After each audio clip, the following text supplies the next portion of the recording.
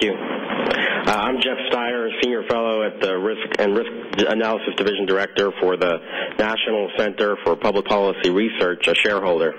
Thank you for the opportunity to ask you about a public policy matter of concern to, I believe, all of us.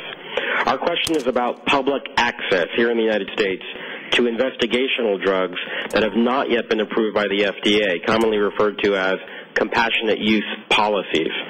We're coming from a public policy perspective. That is, we're interested in knowing if Pfizer management believes there are things that can be done by government or the healthcare industry, or changes to laws and regulations, or even funding to streamline access to unapproved drugs for patients who are literally down to the last hope.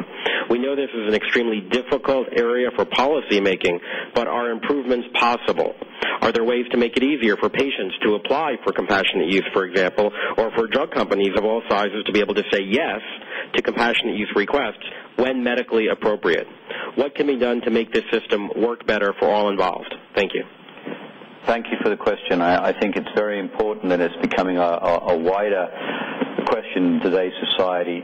Pfizer has always been very supportive of the use of our pre-FDA approved products in compassionate use, and we have a long history providing them.